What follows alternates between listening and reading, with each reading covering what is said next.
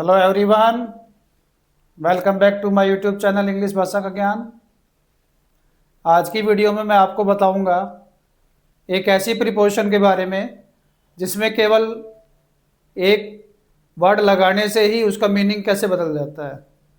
जैसे आपने देखा होगा हिंदी में एक बिंदी बहुत बड़ा असर डाल देती है, ऐसे ही आज की जो हमारी दो प्रीपोजिशन है इनमें केवल एक वर्ड का ही डिफरेंस है और इस एक वर्ड के डिफरेंस से इनके यूज में काफ़ी बदलाव आ जाता है। बहुत सारे बच्चों का कन्फ्यूजन मैं आज दूर कर देता हूँ। आज के हमारे वीडियो का टॉपिक है बिसाइड और बिसाइड्स। इन दोनों प्रीपोजिशन को देखें सभी बच्चे ध्यान से, केवल एस का फर्क है बिसाइड और बिसाइड्स में। दोनों में अगर ध्यान से देखें तो एस के फर्क के कारण इंग्लिश लैंग्वेज में इन दोनों का यूज़ कितने अलग तरीके से हो जाता है, कितना इनका यूज़ बदल जाता है, इसके बारे में आज हम सीखेंगे। तो सबसे पहले हम सीखेंगे बिसाइड प्रीपोजिशन के बारे में। बिसाइड प्रीपोजिशन का इंग्लिश लैंग्वेज में यूज़ कहाँ होता है, तो सभी बच्चे अपने दिमाग में एक चीज़ रखें, ये है बी और ये है साइड, दो वर्ड से मिलके बना है ये। बी का मतलब होता है होना और साइड का मतलब तो आपको पता ही है किसी की साइड में, यानी कि ये पोजीशन बता रहा है। और कौन सी पोजीशन बता रहा है? फिजिकल पोजीशन बता रहा है, कोई भी चीज़ कहाँ है उसके बारे में बताएगा। ये सभी बच्चों को अपने दिमाग में रखना कि जहाँ भी बिसाइड की बात आएगी, बिना एस वाले प्रीपोजिशन में बात कर रहा हूँ बिसाइड की, तो वो बताएगा बी प्लस साइड, यानी कि किसके पास में, किसकी तरफ कोई भी व्यक्ति कोई भी वस्तु है, तो उसकी फिजिकल पोजीशन को इंडिकेट करेगा। अब देखिए कैसे इंग्लिश में यूज होता है ये। I was sitting beside my friend. जैसे क्लासरूम में आप बेंच पर बैठे हुए हैं और आपके साथ में जो बच्चा बैठा हुआ है वो आपका दोस्त है, यानी कि आप अपने दोस्त के पास बैठे हुए थे, तो आप कौन सी प्रीपोजिशन लगाएंगे? I was sitting beside my friend, यानी कि मैं अपने दोस्त के पास बैठा हुआ था। ये आपकी फिजिकल पोजीशन है। आप कहाँ थे? आप अपने दोस्त के पास बैठे हुए थे। ऐसे ही बहुत से एग्जाम्पल आप क्लासरूम से ले लीजिए, घर से ले लीजिए। जैसे ये आ गया, the guard was beside the entrance. The guard was beside the entrance, यानी कि जो एंट्रेंस गेट था उस गेट के पास गार्ड की फिजिकल पोजीशन बताई गई है।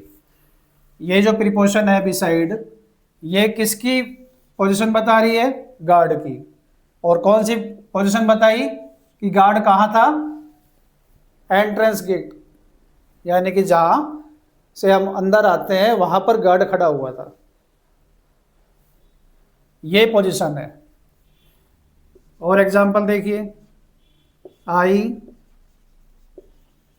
पार्कड माई कार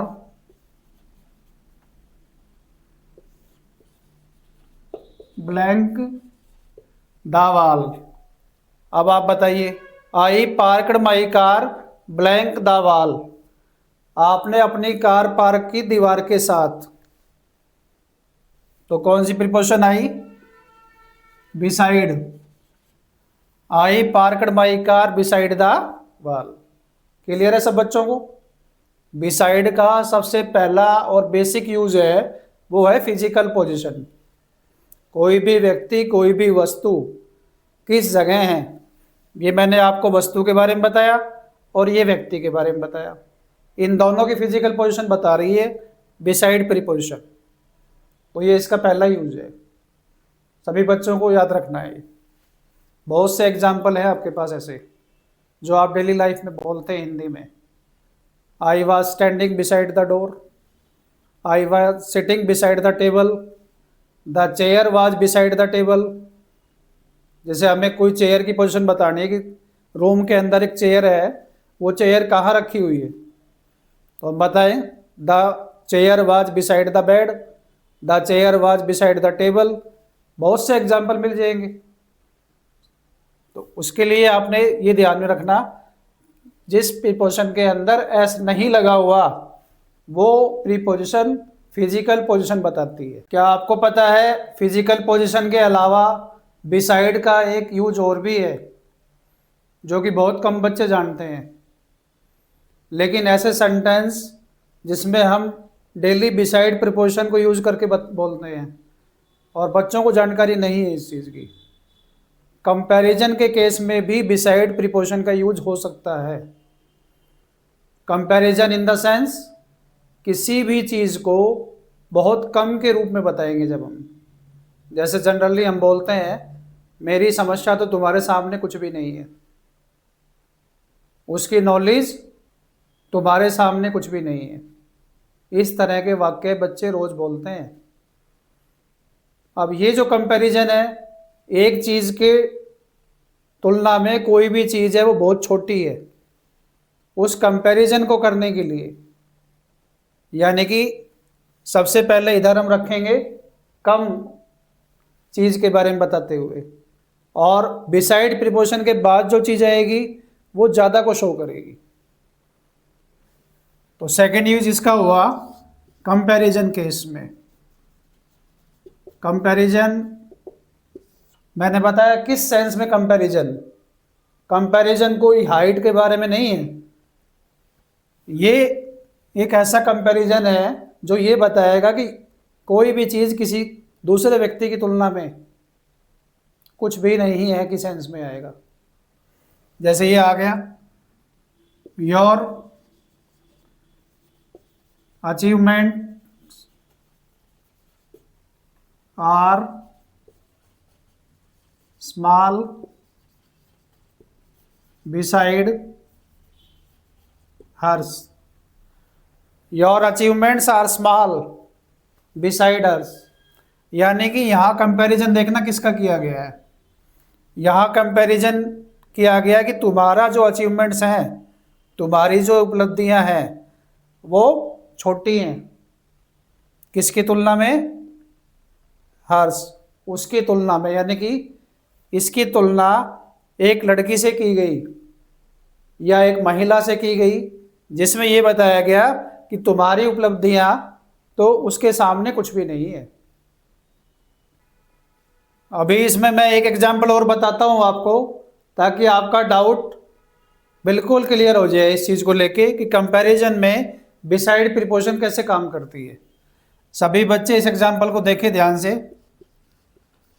ये एग्जाम्पल है my problem is nothing beside yours. My problem is nothing beside yours, ये बिसाइड प्रीपोजिशन आई हुई है और ये बताया गया कि मेरी जो समस्या है, मेरी समस्या तुम्हारी समस्या के सामने कुछ भी नहीं है। यानी कि इस तरफ कंडीशन ज़्यादा दिखाई गई, इस तरफ कंडीशन कम दिखाई गई। यही मैं चीज़ आपको बताना चाह रहा था कि इसके अंदर एक ऐसा कंपैरिजन आएगा जो हम बिसाइड प्रीपोजिशन लगाते हैं तो उस चीज़ को ज़्यादा शो करने के लिए। यानी कि यहाँ बताया माई प्रॉब्लम इज नथिंग, मेरी समस्या कुछ भी नहीं है बिसाइड योर्स, तुम्हारी समस्या के सामने। तो ये कंपैरिजन है जिसमें बिसाइड प्रीपोजिशन का यूज होता है। बिसाइड प्रीपोजिशन सीखने के बाद अब मैं आपको बताऊंगा बिसाइड्स के बारे में, जिसमें केवल एक एस का फर्क है। बिसाइड्स के बारे में इंग्लिश लैंग्वेज में कहाँ कहाँ बिसाइड्स को यूज़ करते हैं, इसके बारे में आज हम इसमें वीडियो में डिस्कस करेंगे। सबसे पहले आप ये ध्यान रखना कि जहाँ भी बिसाइड्स का यूज़ होगा वो हमेशा दो चीज़ों को ऐड करेगा। पहला यूज है इसका, फर्स्ट यूज है इसका, जब हम किसी एक क्वालिटी के साथ दूसरी क्वालिटी को ऐड कर देंगे, यानी कि दो चीज़ें इसमें साथ साथ चलेंगी। सबसे पहला यूज है ये इसका, यहाँ फर्स्ट और यहाँ सेकंड दोनों साथ साथ रहेंगे, यानी कि टोटल कितनी चीज हो गई, दो क्वालिटी आ गई। तो इसमें आ गया टू ऐड मोर और टू ऐड समथिंग। जैसे हम बोलते हैं कि वह पढ़ाई के साथ साथ क्रिकेट अच्छा खेलता है, वह इंग्लिश लिखने के साथ साथ हिंदी भी जानता है, इस तरह के वाक्य हो गए। ये दो क्वालिटी को ऐड कर रहे हैं। दो क्वालिटी में एग्जाम्पल देखिए ताकि और अच्छे समझ में आए। Besides studies he plays cricket well. Beside studies he plays cricket well. अब देखना, एक तो ये क्वालिटी और एक ये क्वालिटी। पहला पढ़ाई, दूसरा हो गया प्लेइंग क्रिकेट, क्रिकेट खेलना। तो दो क्वालिटी हो गई ना, इन दोनों क्वालिटी को जोड़ रहा है बिसाइड्स प्रीपोजिशन। ये बिसाइड प्रीपोजिशन ये बताती है कि पढ़ाई के साथ साथ वह क्रिकेट भी अच्छा खेलता है। सब बच्चों को क्लियर हो गया ना। और एग्जाम्पल देखना, बिसाइड्स टीचिंग ही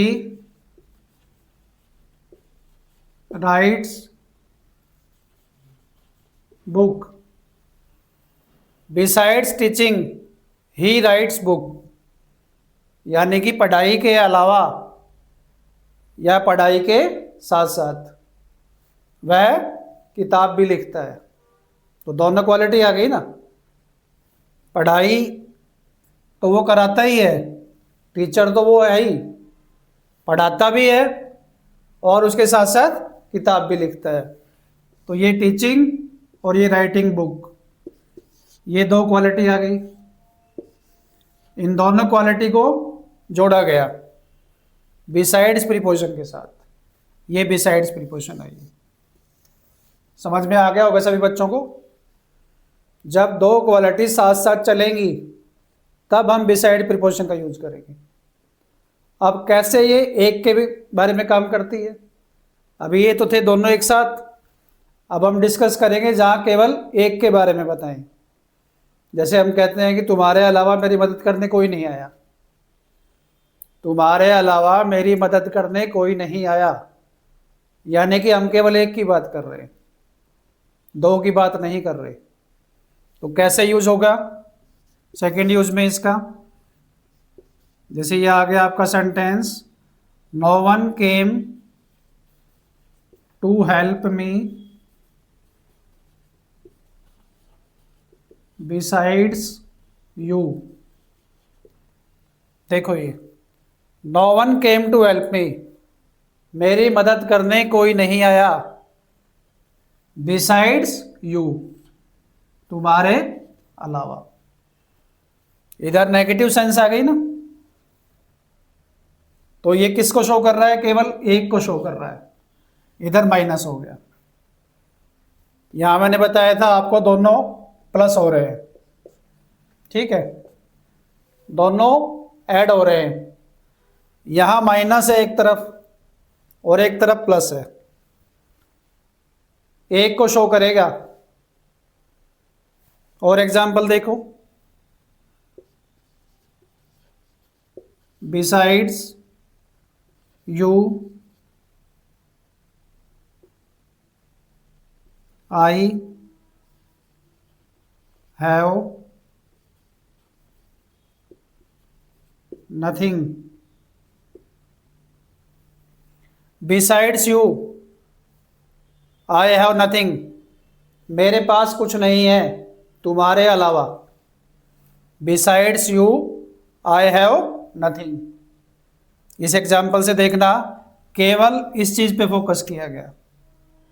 जैसे इसमें किया गया था कि केवल तुमने ही मेरी मदद की, ऐसे ये कहता है कि तुम्हारे अलावा मेरे पास और कुछ नहीं है। इस कंडीशन में भी केवल एक को ही ऐड किया गया है, दूसरे की तरफ नेगेटिव है। तो ये इसका सेकंड यूज है, जहां केवल एक के बारे में बात की जाएगी। बिसाइड्स का एक यूज प्रीपोजिशन के अलावा इंग्लिश लैंग्वेज में कनेक्टर के रूप में भी होता है, और कनेक्टर के रूप में एक एडवर्ब के रूप में आएगा conjunctive adverb,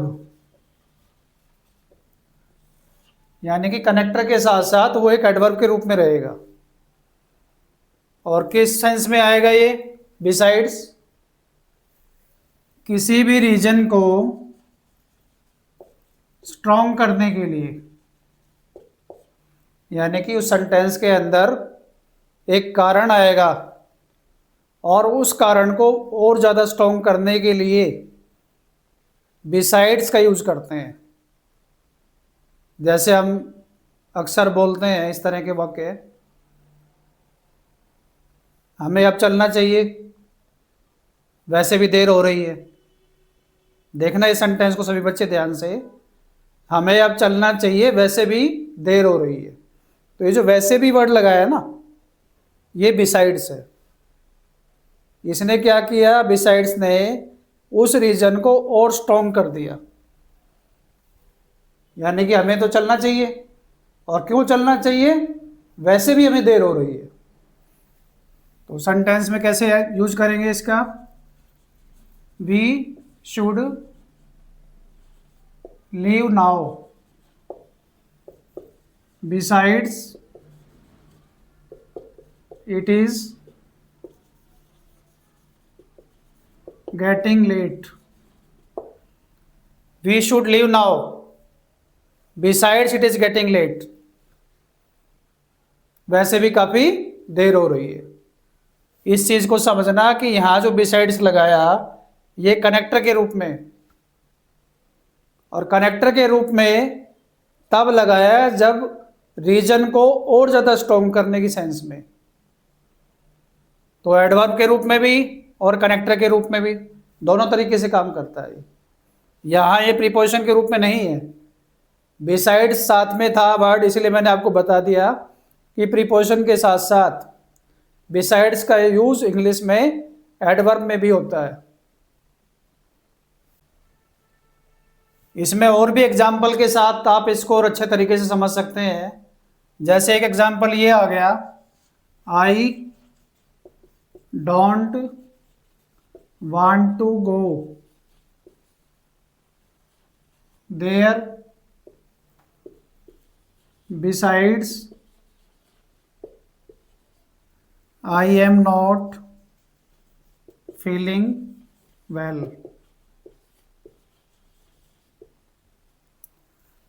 I don't want to go there, besides I am not feeling well. ये कहता है कि मैं वहां नहीं जाना चाहता हूं, और वैसे भी मेरी तबीयत ठीक नहीं है। जाना नहीं चाहते हैं, रीजन बताया तबीयत ठीक नहीं है, और इसको और ज़्यादा स्ट्रॉन्ग बताया रीजन को। ना जाने का जो रीजन बताया, वहाँ जो बिसाइड्स लगाया उस रीजन को और ज़्यादा स्ट्रॉन्ग कर रहा है। जैसे अक्सर बच्चे बोलते हैं स्कूल जाने के नाम से कि मैं आज स्कूल नहीं जा रहा हूँ, वैसे भी मेरी तबीयत ठीक नहीं है। इस तरह के वाक्य बोलते हैं जनरली बच्चे। तो ये कि आपने देखा कि किस तरह से आपने कनेक्टर के रूप में, एडवर्ब के रूप में, कंजक्टिव एडवर्ब के रूप में इसको यूज करना है। तो आज की वीडियो में इतना ही, और बहुत सारे बच्चों का मुझे लग रहा है कि डाउट इस चीज़ से क्लियर हो जाएगा कि केवल एक एस का डिफरेंस कितने बड़े यूज को चेंज कर देता है। सभी बच्चे इस चीज़ को ध्यान से अपने डेली लाइफ के साथ ऐड करके इसको सीखें और इंग्लिश ग्रामर को और भी ज़्यादा स्ट्रॉन्ग बनाएं। Thank you very much.